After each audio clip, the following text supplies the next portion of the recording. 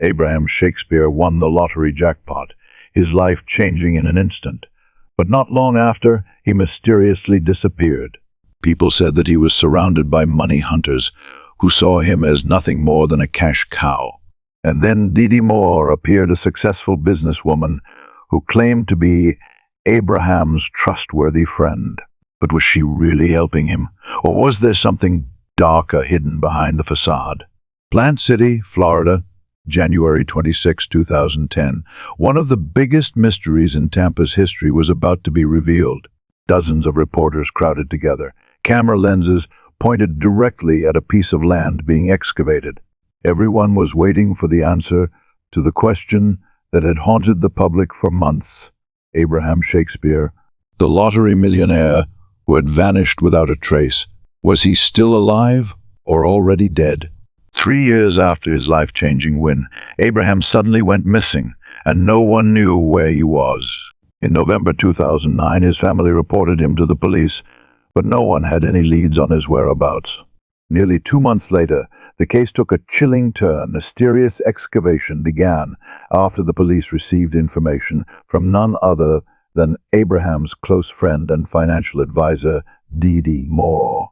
There were up to 30, maybe even 40 news crews gathered at the scene, eager to capture the first glimpse of what could be the ultimate proof of Abraham Shakespeare's fate. And as the last layer of soil was lifted, the truth began to emerge. Born in 1972 in Plant City, Florida, Doris Donegan, also known as Didi, always longed for a better life. As a child, she was an active member of women's Bible study classes, but as she grew older, she started feeling that something was missing. She became increasingly aware of her humble origins, a reality she tried to hide throughout her high school years. But instead of letting poverty hold her back, Didi nurtured an unrelenting determination. She was going to succeed at all costs. After graduating, Didi enrolled in training courses and became a certified nursing assistant, CNA. Not long after, she married James Moore, a man from Plant City, and 3 years later, they welcomed a son. But Didi didn't want to settle for a stable job. She wanted more. In 2004, fueled by her burning ambition, Didi started her own business and quickly found success.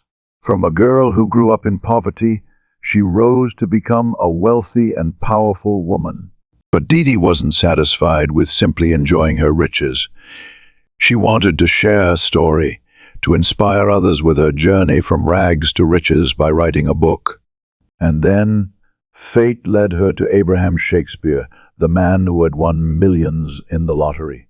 This encounter not only changed Didi's life, but also marked the beginning of a horrifying mystery. Abraham Shakespeare grew up in Lakeland, Florida, in circumstances even harsher than Didi. He dropped out of school early, but instead of following the path of many other young men in the neighborhood who fell into gangs or drug addiction, Abraham chose to become a hard-working laborer.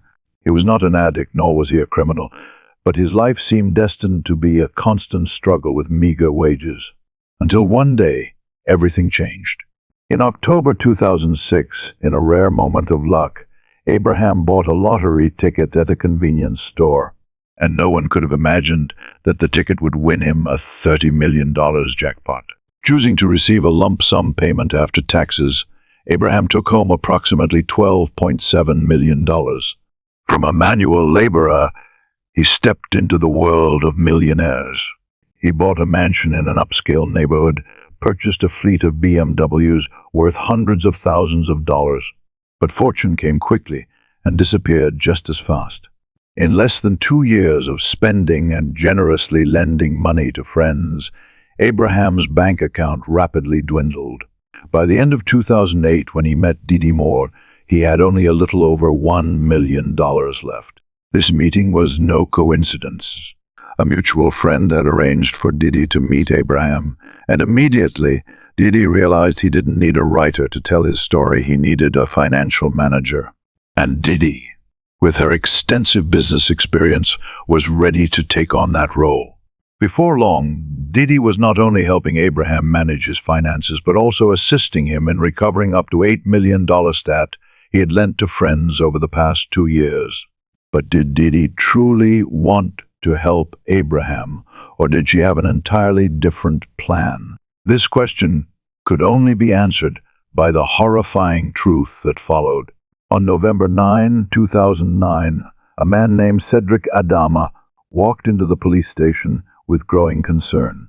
His cousin, Abraham Shakespeare, the man whose life had changed after winning millions from the Florida lottery, had vanished without a trace. Cedric was not the only one who had borrowed money from Abraham, but unlike many others, he claimed to have fully repaid his debt. However, what was strange was that for the past 8 months, Cedric had not directly returned the money to Abraham, but had instead transferred it to a woman named Didi Moore. And now, after 7 months without any news from his cousin, Cedric decided to report Abraham's disappearance to the police. The police immediately launched an investigation, and the first person they sought out was Didi Moore. At that time, Didi had recently divorced, but more significantly, she had moved into the multi-million-dollar mansion that previously belonged to Abraham Shakespeare. When asked, Didi showed no signs of worry or secrecy. She explained that Abraham had voluntarily sold the house to her at his own request. Not only that, but he had also given her full control over most of his assets. She even provided a signed power of attorney from Abraham to prove her statement. Didi enthusiastically cooperated, providing all financial records related to Abraham. But there was one crucial question she could not answer. Where exactly was Abraham Shakespeare? According to Didi, Abraham had decided to keep his whereabouts a secret, even from her. But she insisted she was still in contact with him. To prove it right in front of the investigators, Didi pulled out her phone and sent a message. Abraham, everyone is looking for you. Please respond immediately. While waiting for a response from Abraham, the investigation team expanded their search. They began reaching out to his friends and family for clues.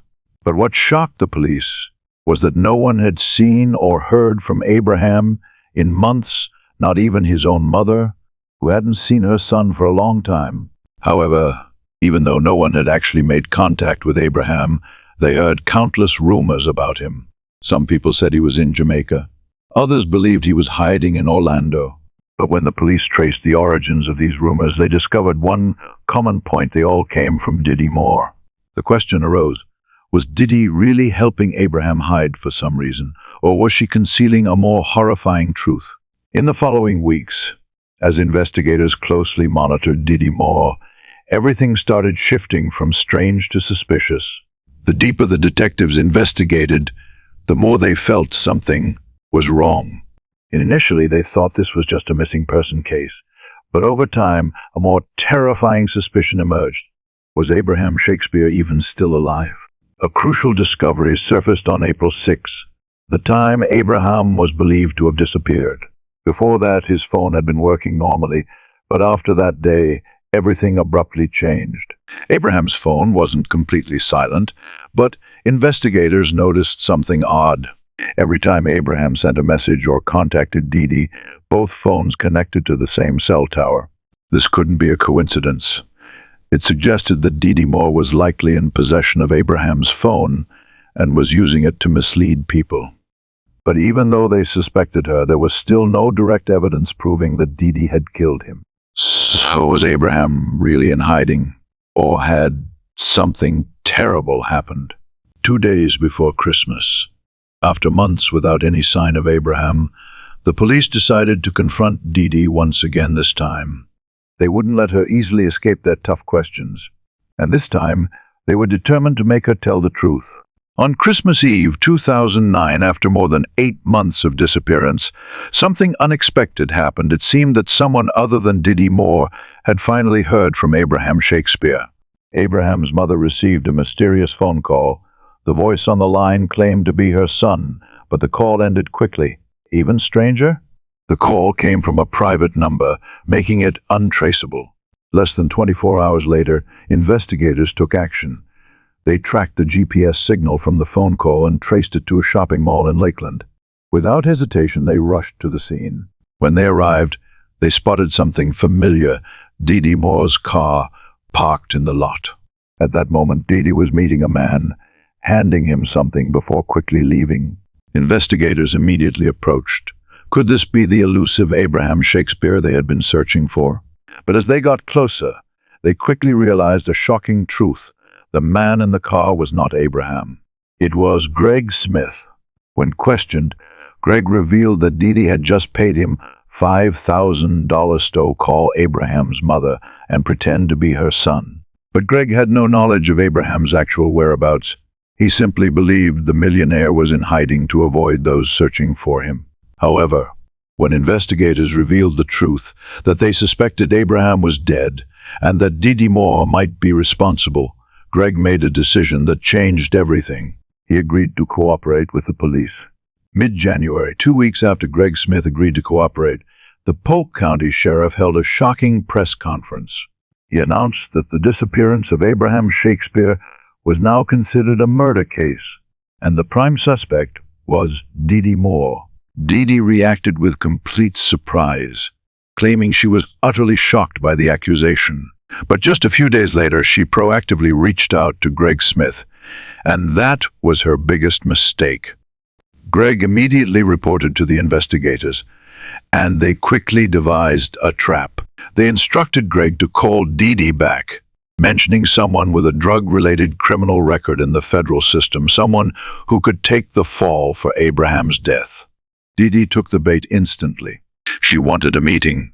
On January 21, the meeting took place.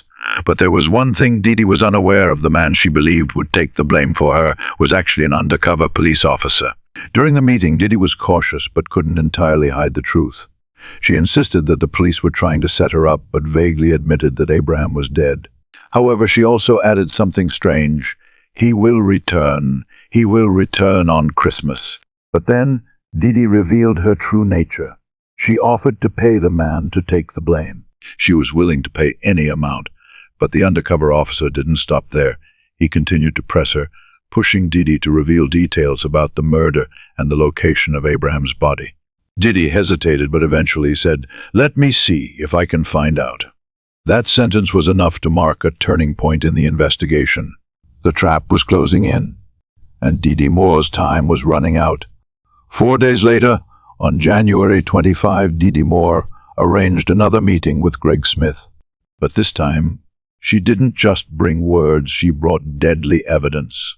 In her hands was a .38 caliber Wesson revolver.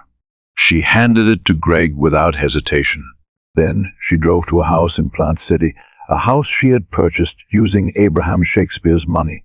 Upon arrival, Didi pointed to a specific spot and coldly said, "His body is right here." Greg Smith knew he had just obtained the most crucial piece of evidence. He immediately reported to the Polk County Sheriff. Less than 24 hours later, investigators arrived, quietly beginning excavation, while dozens of reporters from across Central Florida watched their every move. The search lasted nearly 48 hours.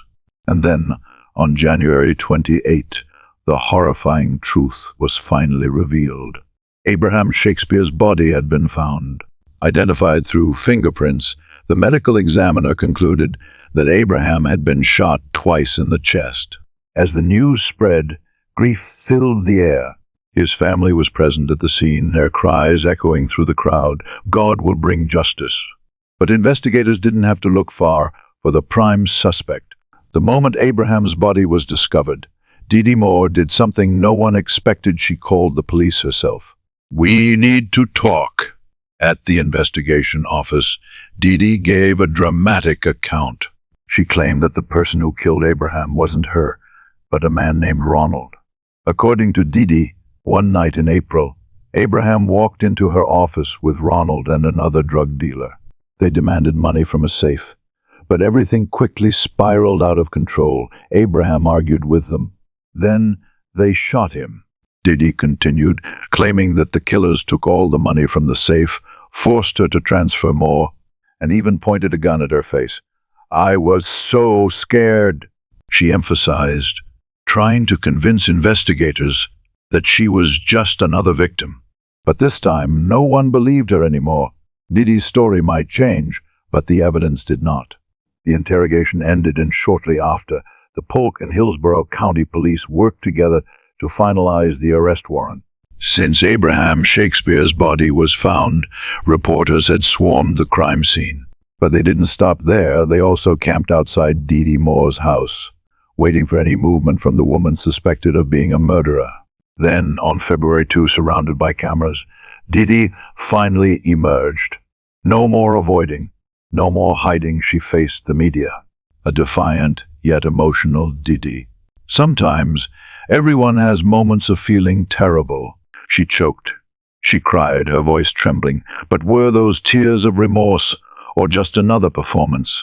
After her final words, Didi got into her car, preparing to leave as dozens of cameras captured every moment. But she didn't know that this ride wouldn't take her home. The moment she started her car, she was blocked. Police swarmed in. Right then and there, Didi Moore was officially arrested, charged with first-degree murder. Tampa, Florida, November 28, 2012. Under the glaring lights of the Hillsborough County courtroom, Didi Moore was led in. The once glamorous woman with golden blonde hair now looked more haggard than ever after nearly 3 years in custody. Today, she stood trial for the most ruthless crime, murder for money. Prosecutors wasted no time, opening with a sharp statement. Didi Moore took advantage of Abraham Shakespeare's kindness, easily manipulating him due to his lack of financial knowledge. And when she could no longer drain him of money, she chose the quickest and most ruthless way to take everything by killing him. To prove this, they called a financial expert who had meticulously analyzed every account belonging to Didi Moore and Abraham himself. Bank statements, checks, and transactions showed that by the spring of 2009, Didi had complete control over Abraham's remaining lottery winnings. She spent lavishly like a queen: Dom Perignon champagne, Rolex watches, diamond jewelry, a $90,000 Corvette, and luxurious vacations from Las Vegas to New York. But the key turning point in the case came on December 5, when a crucial witness, Abraham's former personal assistant, took the stand. She recounted that in late March 2009, Abraham had frantically come to her. He told her he had tried to withdraw money from the bank, but discovered that his account had been emptied. Completely devastated, Abraham realized that his financial advisor, the person he had trusted, was actually the one who had stolen all his remaining money. Determined not to stay silent, this witness called Didi directly, confronting her about the fact that Abraham had discovered the truth. Just a few days later, on April 6, 2009, Abraham Shakespeare vanished forever. Although there were no direct witnesses to the murder, prosecutors believed they had pieced together enough evidence to reconstruct the chilling truth of how Didi Moore murdered Abraham Shakespeare. They admitted that no one had seen the exact moment Didi pulled the trigger, but her own words had inadvertently provided a solid theory. Didi had told investigators that a mysterious drug cartel had shot Abraham right in her office and stolen all the money from the safe. But prosecutors asserted no such cartel existed. There was only Didi Moore and Abraham Shakespeare. According to the prosecution's theory, on that fateful day, Abraham had gone to Didi's office. As he walked in, she opened the safe, making it seem as if she was about to give him his money. But instead of pulling out a stack of cash, she took out a gun. 2 gunshots rang out. Abraham collapsed. Then Didi began erasing the evidence. A search of her office after her arrest revealed crucial evidence. A portion of the carpet had been cut out, and when analyzed, investigators found traces of blood soaked into the floor. DNA analysis confirmed it was Abraham Shakespeare's blood.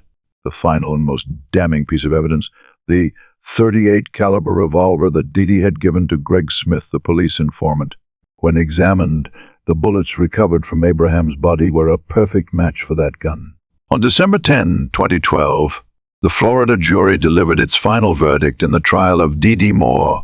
The former nursing assistant and 40-year-old businesswoman was convicted of first-degree murder.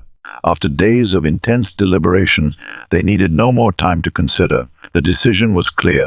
Didi Moore was found guilty of murdering Abraham Shakespeare. Her sentence: life in prison without the possibility of parole. From a woman who once lived lavishly off her victim's fortune, Didi Moore now faced the rest of her life behind bars, a place with no diamonds, no luxury cars, and no more lies to cover up her crime. Letitia Jandreau, a bodybuilder with an impressive physique, a successful husband, and then he vanished without a trace. Paul's BMW 5 Series remained parked in the garage, covered in a thin layer of dust, as if it hadn't been used for days. But the growing sense of unease intensified as strange details began to emerge. Why was Christmas wrapping paper taped over the windows in the middle of summer? Why didn't Letitia want to talk about her husband's disappearance? Why was there a strong, persistent odor of decomposition in the house? And who or what was hiding in the closet? The mysteries surrounding Letitia continued to pile up. What was she hiding? And more importantly, where was Paul Jandreau, Moyock, North Carolina, June 30, 2010? It was supposed to be just an ordinary Wednesday morning. But for Safety Inspector Dennis Carter, that day was anything but normal. For the first time in nearly 2 years, his colleague Paul Jandreau did not show up for work. Paul was always punctual. He had never missed a day. But that morning, his phone went unanswered, and his messages were ignored. A sense of unease grew among Carter and his co-workers. They decided to report the matter to the authorities. The next morning, a deputy sheriff was dispatched to Jandreau's home for a welfare check. Upon arrival, she found Paul's truck parked outside, but there was no sign of him. She knocked on the door, called his name, but the house remained eerily silent. Concern deepened when Paul's colleagues suggested calling his wife, Letitia Jandreau, an employee at a defense contracting firm. However, when the police contacted Letitia at Blackwater, she simply stated that she hadn't seen her husband that day and had no idea where he was. Things took an even stranger turn when, shortly after that phone call, Letitia, the 37-year-old wife, also vanished without a trace. A husband and wife disappearing within the same time frame, no clues, no explanations. Although she was once an outstanding high school athlete, Letitia Jandreau never attended college. The former track and field star had gone through 2 failed marriages before meeting Paul Jandreau in the summer of 2002. At the time, Paul, 42 years old, was preparing to leave the Navy after more than 20 years of service. He retired with the rank of commander and quickly started a new career at a defense contracting firm in Norfolk. But Paul was not a typical retiree. With his extensive experience, he adapted easily to his new life. The first time he met Letitia, he was immediately drawn to her. At 29, she had a toned, muscular physique and an energetic presence. In fact, Letitia was even stronger than Paul.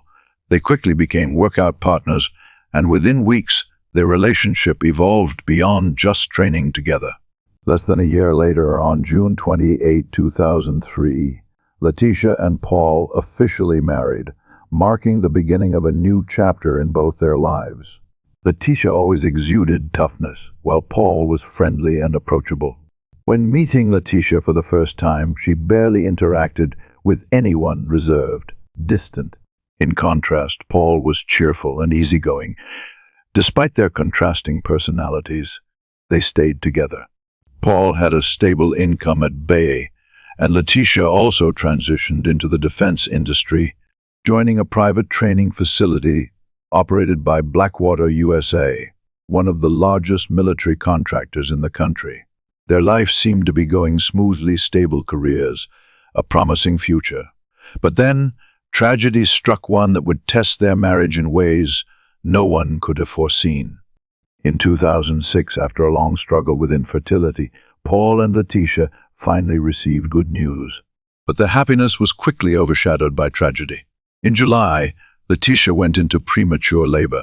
The twins could not be born healthy. One baby did not survive before birth, and the other lived for only 42 seconds. The immense pain devastated Letitia. She fell into deep despair and developed post-traumatic stress disorder, PTSD, from the loss of her children. To cope with the grief, Letitia threw herself into training, doubling her hours at the gym, She immersed herself in female bodybuilding competitions and won, channeling her pain into a relentless drive to push herself beyond her limits. Paul was proud of his wife's achievements. He kept photos from Letitia's competitions and even built a home gym in their Moyac house to support her training. He did everything he could to encourage and motivate her, but instead of bringing them closer, the distance between them grew. Paul's friends began to notice something. He was no longer Letitia's husband. He was becoming her trainer. By 2008, 2 years after the tragic loss of their twins, Letitia had become so independent that she was emotionally distant from her own husband. They rarely spent time together, like two ships silently passing in the night. Paul slept in an upstairs bedroom while Letitia spent her nights downstairs. They lived under the same roof, but in reality, they were completely separated. She had her own life. So did he. Paul grew increasingly frustrated with the arrangement. After nearly 8 years together, he had endured enough. Perhaps he wanted to leave. Perhaps he was ready to move on.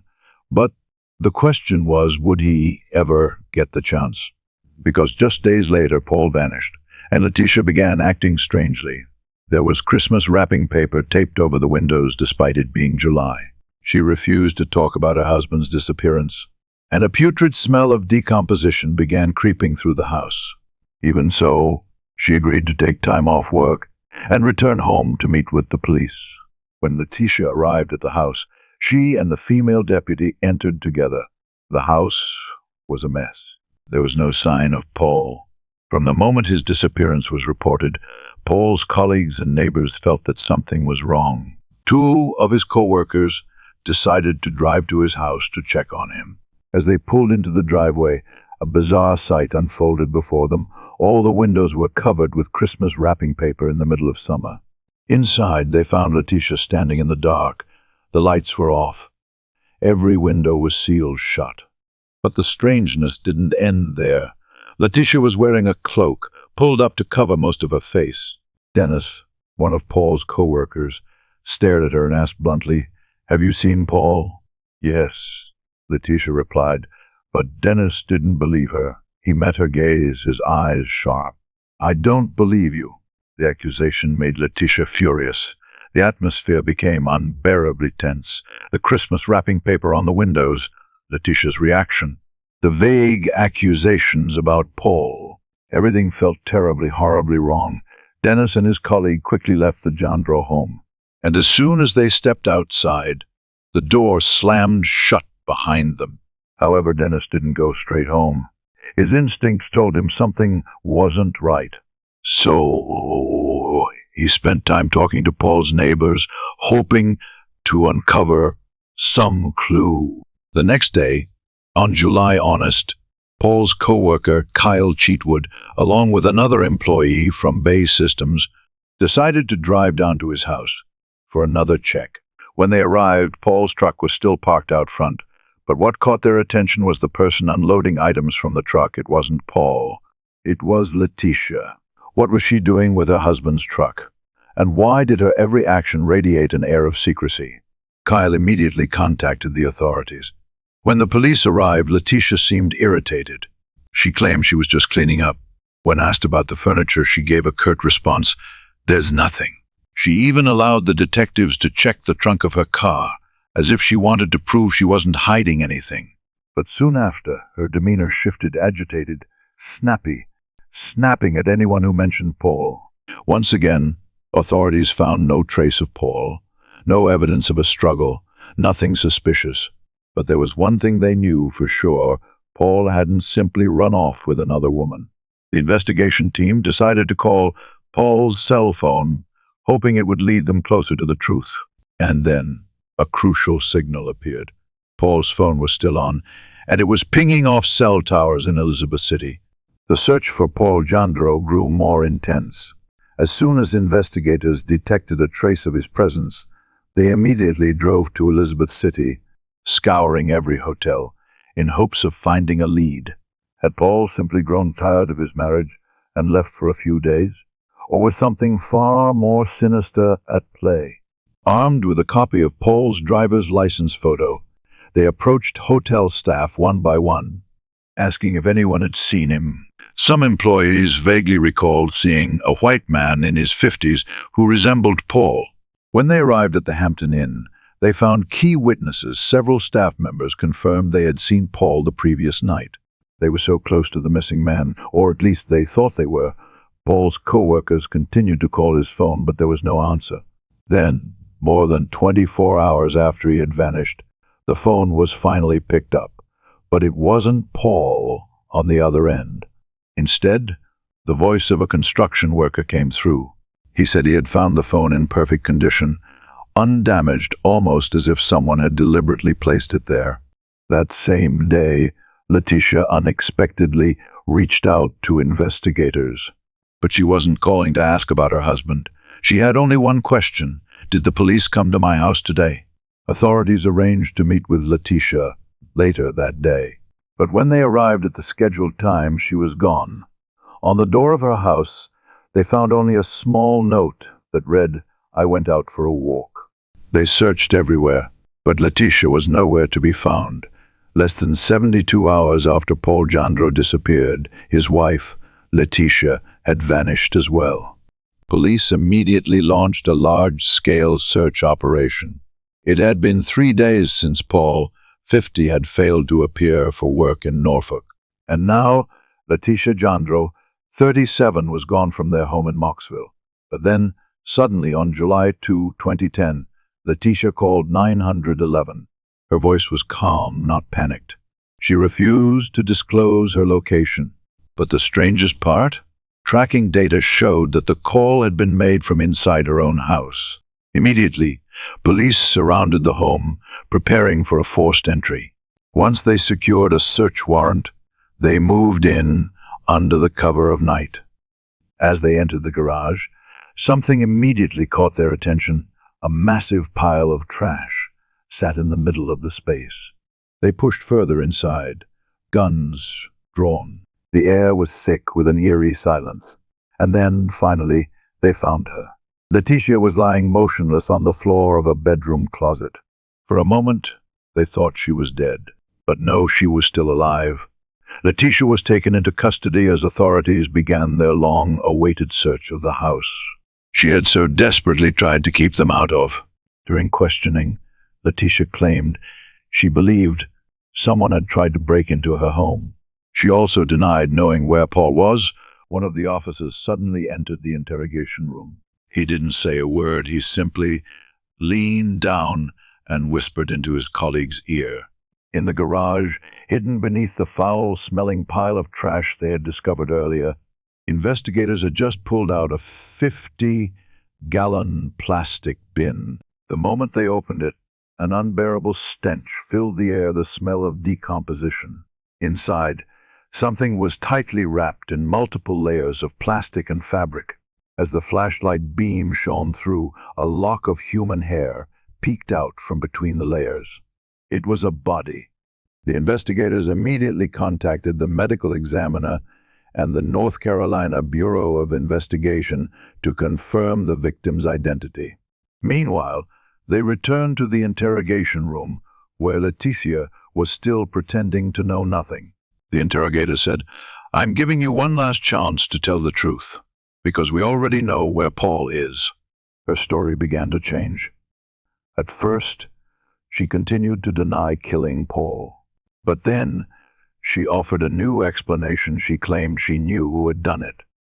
According to Letitia, it was drug dealers, men she had supposedly hired to teach Paul a lesson because she was angry with him. But why would a random group of drug dealers target Paul? Was Letitia telling the truth, or was this just another lie? As Letitia sat in the interrogation room, scrambling to come up with a convincing story, investigators continued searching her home. And then they found undeniable evidence. In a corner of the floor, something felt off. A section of carpet had been glued down with industrial adhesive. When they peeled it back, the sight underneath sent chills down everyone's spine. Blood everywhere. But that wasn't all. On the wooden floor beneath the carpet, they found multiple bullet holes, along with more bullet holes piercing the walls of the bedroom. Letitia had tried to cover them up using putty to fill each one. Police then inspected Letitia's car. Inside, they discovered a .45 caliber semi-automatic pistol. There was no more room for deception. When the medical examiner analyzed Paul's body, they confirmed that it was riddled with bullet wounds. The evidence was overwhelming. Letitia was immediately charged with murder. She was handcuffed and taken straight to the police station. But just when investigators thought the case was closed, Letitia suddenly made a shocking confession. A completely unexpected twist was about to unfold. On July 4, 2010, Letitia Jandro had been in custody for nearly 24 hours. Meanwhile, police were still piecing together the horrifying details of the murder. Paul's body had been discovered inside a 50-gallon plastic container, wrapped in multiple layers of plastic, a desperate attempt to hide the truth. But the traces of the crime could not be erased. Even though Letitia kept insisting that she had only hired someone to teach Paul a lesson and that they had gone too far, investigators did not believe her story. The .45 caliber semi-automatic pistol found in Letitia's car was confirmed to be the murder weapon. When Paul's body was examined, the recovered bullets matched the caliber of the gun. But then came a shocking revelation. When police contacted Paul's family, they learned that Paul had been planning to file for divorce. In fact, he had given Letitia a deadline, June 30, to leave the house. And that was the very day he disappeared. Not long after, Letitia was booked into Currituck County Jail on murder charges. But in the end, she was the one who shattered all the lies. She reached out to investigators. She wanted to talk, and her final confession changed everything. I shot Paul. Letitia claimed that everything started when Paul gave her an ultimatum to leave the house. I met with a lawyer, and they told me I didn't have to go. But when she told Paul this, she claimed that he became more terrifying than ever. He spent an entire month trying to scare me into leaving. Every morning, the moment I woke up, he would kick the door hard. I was terrified, and I was prepared to defend myself. Then came June 30, Paul's final deadline for Letitia to leave. According to Letitia, that morning, Paul stormed into the bedroom. But this time, he wasn't just kicking the door like before. This time, he was holding a rifle. He pointed it at me and said, "Get the hell out of my house right now," Letitia claimed. She said Paul gave her 5 minutes to leave before turning his back and walking out. But instead of running away, Letitia went to get her gun, and then she opened fire. I shot into the room and I hit him once. He staggered back and I shot him again. When he ran toward me, I kept shooting. He tried to grab the gun from me, but I just kept shooting. The shooting only stopped when Paul collapsed. Afterward, Letitia panicked. She spent 3 days trying to hide his body, deny everything, and even fabricate a story about drug dealers teaching Paul a lesson. But the evidence police found told a different story. In September 2012, the trial of Letitia Jandro officially began. The prosecution completely rejected her claims of self-defense. Paul's death was not self-defense. We believe Letitia ambushed him. She did not want a divorce, and so she killed Paul out of her need for control. Letitia's defense collapsed under the weight of undeniable evidence. Bullet holes in the floor and bedroom walls, proof that she fired repeatedly without hesitation. The .45 caliber handgun found in her car, which matched the bullets recovered from Paul's body. Her efforts to cover up the crime, cleaning up blood, wrapping the body in plastic, and lying to the police.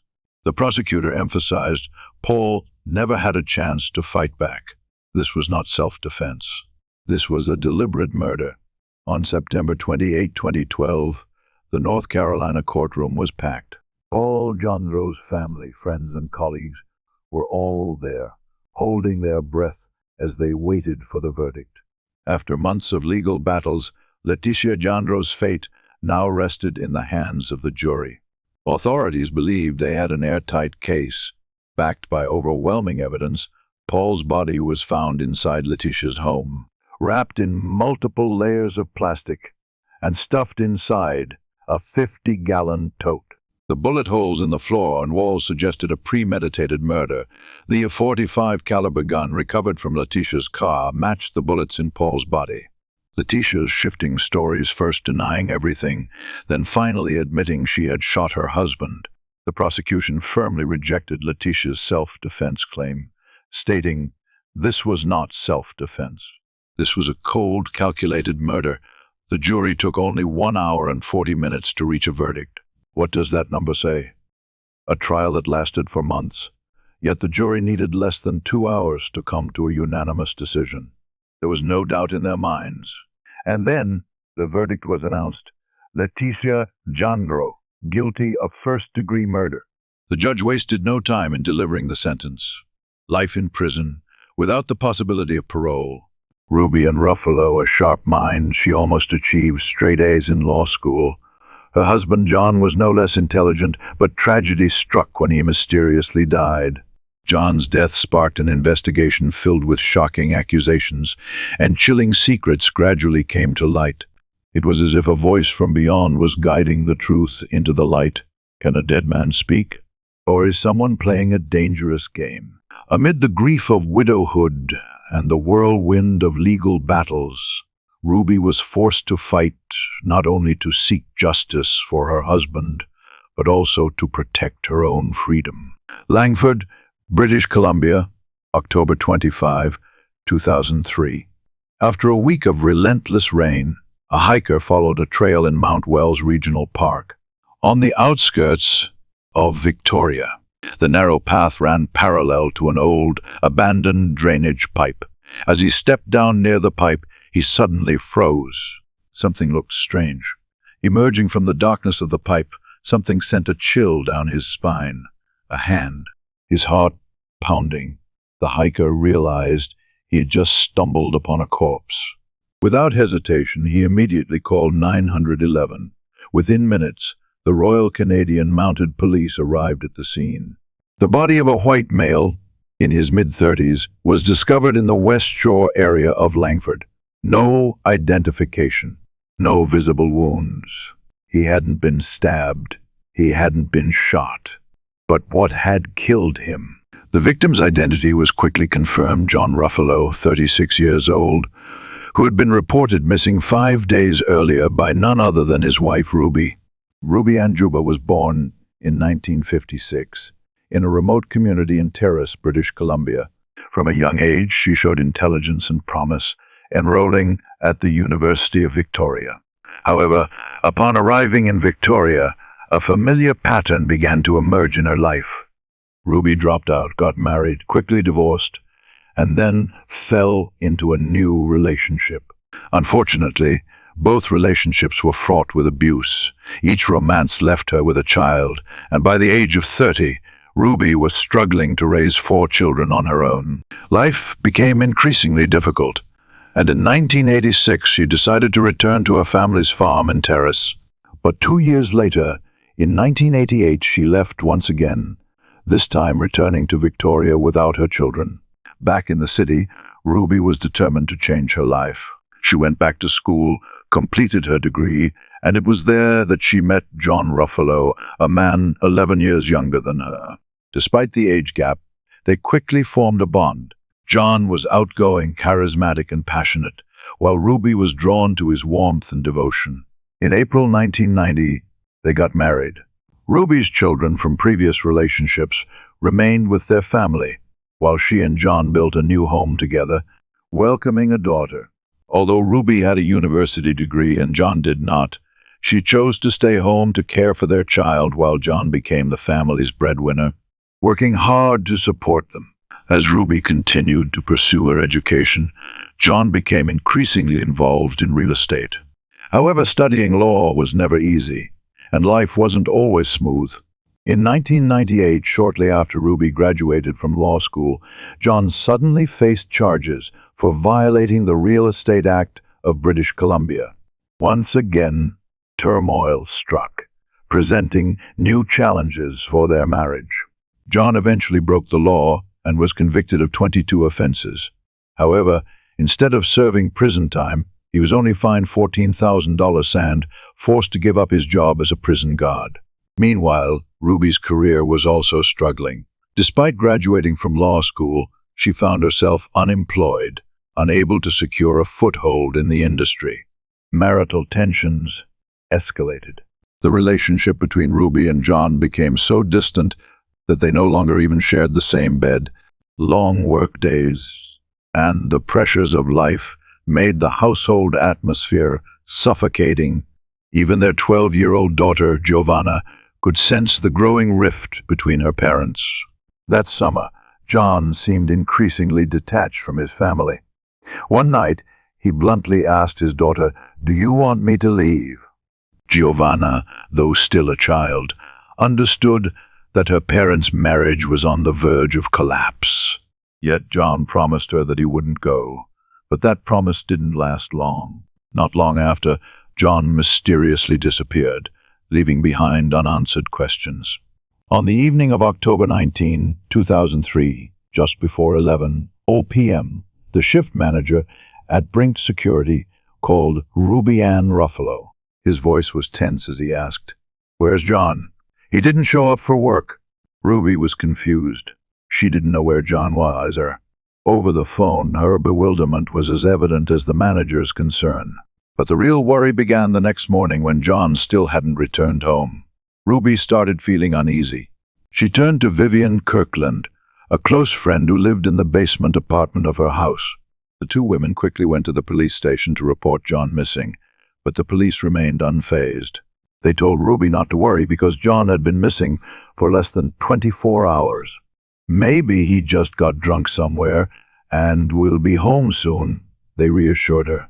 However, the day passed with no sign of John. By evening, when the 24-hour mark since his disappearance was reached, his family and friends were genuinely alarmed. John's phone rang non-stop. Messages flooded in. Ruby seemed to be spiraling into panic. One of her tenants recalled that she paced back and forth incessantly, so anxious she was nearly frantic. By October 22, 2 days after John was reported missing, his family began to believe that something terrible had happened. That afternoon, John's brother-in-law was refueling at a local gas station when he suddenly recognized a familiar-looking car. As he moved closer to inspect it, he confirmed it was John's car. But John was nowhere to be found. Alarmed, his brother-in-law immediately called the police. When officers searched the vehicle, they found a suspicious detail. John's wallet was still inside, along with his identification. This raised a series of questions. Why would John abandon both his car and wallet? Where had he gone? And most importantly, what had really happened to him?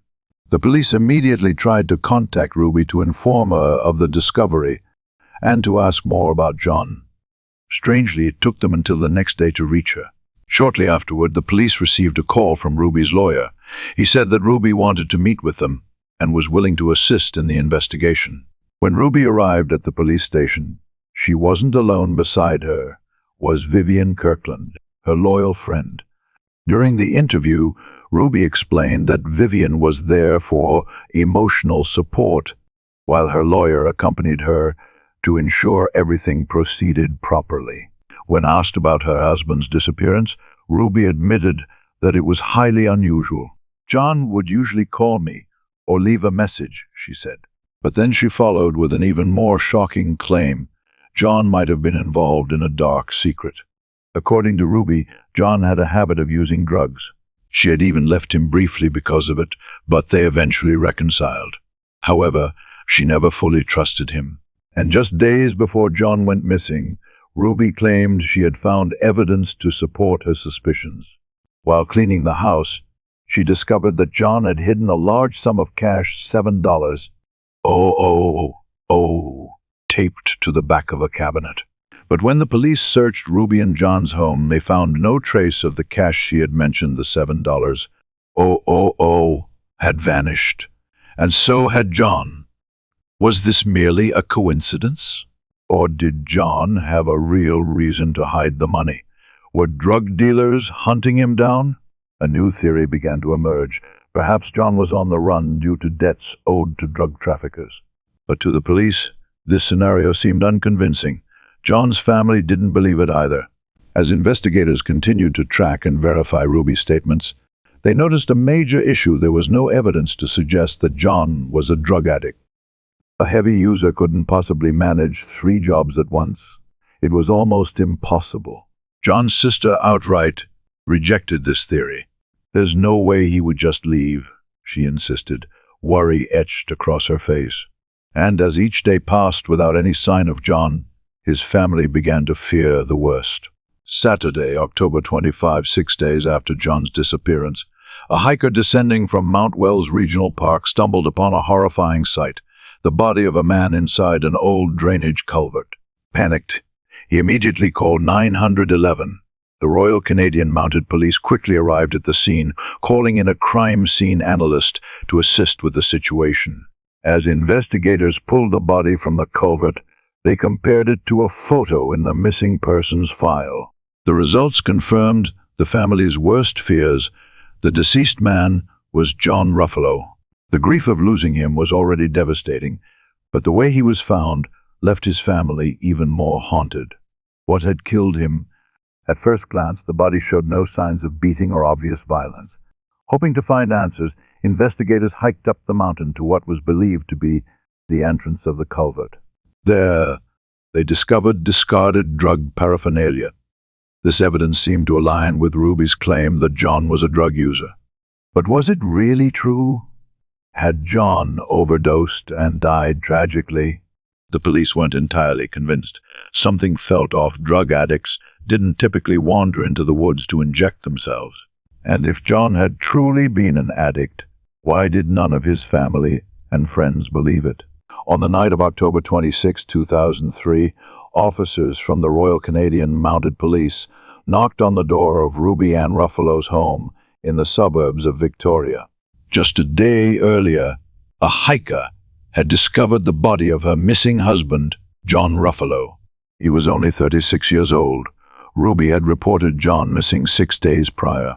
Just 2 days before his body was found, she had told investigators that John was a drug addict, possibly in debt, and even suggested that he might have taken his own life due to the pressures of drugs and money.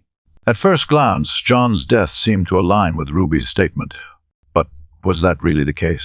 While John's family and friends mourned his loss, investigators began asking questions. An initial theory suggested that John might have taken his own life with drugs. But there was a major problem. Many details didn't add up. If John had truly walked up the mountain to inject himself, why was his car found abandoned more than 8 miles away? And if John hadn't gone there himself, then who had taken his body up the mountain? The next question, who had done it? On October 28, 2003, an unexpected witness came forward, providing police with a shocking statement. This witness was Robert Johnson, a man struggling with alcoholism. He claimed that Ruby Ann Ruffalo, along with her close friend Vivian Kirkland, had approached him and offered him an $8 bottle of sherry, a cheap bribe, but one tempting enough for someone like Johnson. But the most shocking part was Ruby's request. She wanted him to do a special job, a gruesome task, to kill John Ruffalo. Johnson recounted that he had immediately refused. However, Ruby didn't give up. She listened to Johnson's suggestion for a more discreet method of murder, a hot shot, a lethal overdose of heroin, ensuring the victim's death without leaving any trace of foul play. This statement could not be taken lightly. Police recalled what Ruby had previously claimed, that John was a drug addict. They had also found drug paraphernalia near where John's body had been discovered. Everything was starting to connect into a suspicious plot. But Johnson's story wasn't over. He went on to reveal that on the night of October 19, the night John disappeared, Ruby had contacted him again. When Johnson arrived at her house, he was shocked to see Ruby and Vivian Kirkland standing in the driveway with John's lifeless body. Ruby had offered him more alcohol in exchange for his help disposing of the corpse. But once again, Johnson refused. He walked away, leaving Ruby and Vivian standing there with a dead body and a dark secret. If Johnson's story was true, this was a premeditated murder. But what puzzled the police was the motive. If Ruby truly wanted her husband dead, why had she only offered Johnson a cheap bottle of wine? And for someone with a law degree like Ruby, why would she attempt to recruit a homeless alcoholic to carry out her plan? As police were still considering the credibility of Robert Johnson's testimony, two more unexpected witnesses came forward, making the case even more disturbing.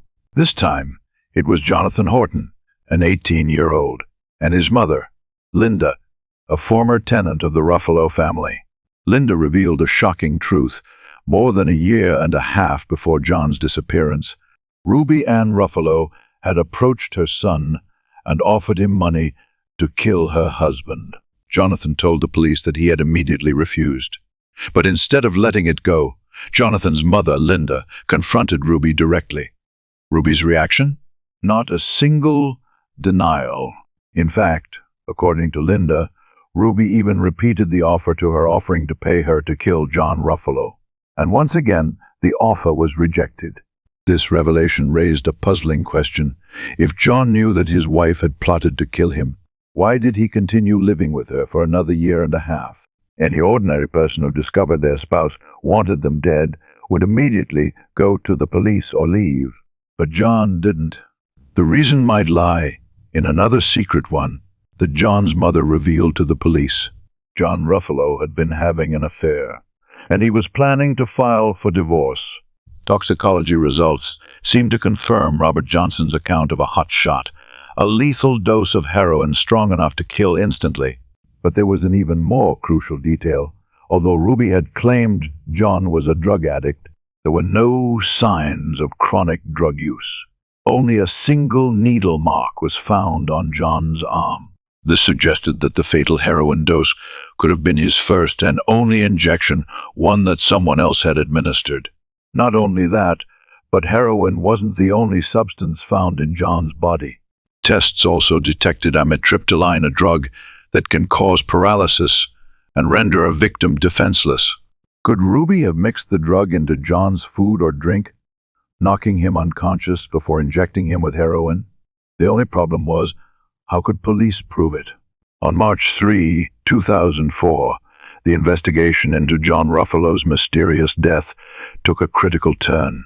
Police searched Ruby's home, including the basement apartment of Vivian Kirkland, her close friend and a potential accomplice. There, they found a prescription and a bottle of amitriptyline in Vivian's room. A chilling coincidence. This was the exact drug found in John Ruffalo's body during the autopsy. On March 4, 2004, Canadian police returned to Ruby Ruffalo's home. This time, they weren't just there to gather more evidence, they were there to arrest both Ruby and Vivian Kirkland. Ruby Ruffalo, the prime suspect, was completely stunned as the handcuffs snapped around her wrists. She didn't utter a word, but the shock was evident on her face. Soon after, both women were taken to the police station. As the interrogation room door closed, Ruby remained eerily composed. She refused to make any statements and immediately requested a lawyer, a classic move for someone well-versed in the law. But Vivian Kirkland was different. Held in the interrogation room next door, Ruby's closest friend became the center of the investigation. Detectives were determined to uncover her true role in John Ruffalo's death. At first, Vivian tried to deny any involvement, but how long could she stay silent when the evidence against her kept piling up? On March 3, 2009, nearly 6 years after John Ruffalo's body was found in the woods outside Victoria, British Columbia, and almost 5 years after Ruby Ruffalo's arrest, she finally stood trial for her husband's murder. John's family had waited far too long for justice, and what angered them most was that Ruby had spent nearly 5 years out on bail, free as if nothing had happened. With a law degree from one of Canada's top universities, Ruby knew the legal system inside and out, and perhaps she had used that knowledge to delay the case, hoping it would fade into obscurity. But Judgment Day had come. That morning in court, the prosecutor opened the trial with a statement that sent shockwaves through the courtroom. Ruby Ruffalo had killed her husband because he was leaving her. But this was not just a crime of passion. John had planned to divorce her, and that meant dividing assets, a prospect Ruby could not accept. To her, everything they owned, from real estate investments to every dollar in their bank accounts, belonged to her, not to John. And when she realized she might lose it all, Ruby took action. But the prosecutor had more than just a theory. They had a crucial witness, someone who had once been Ruby's most loyal accomplice, Vivian Kirkland. After years of protecting Ruby, standing by her side like a shadow, Vivian finally broke under the weight of the investigation. She testified, exposing the entire murder plot that Ruby had orchestrated. With overwhelming evidence, on November 18, 2010, the judge delivered the final verdict. Ruby Ruffalo was guilty of first-degree murder. Her sentence, life in prison with no chance of parole for 25 years. After nearly 8 years of uncertainty, pain, and despair, John's family could finally breathe a sigh of relief. Justice had been served. The man they loved, a husband, a son, a brother, had not died in silence. Though nothing could ever replace their loss, at least they knew that the perpetrator had been rightfully punished.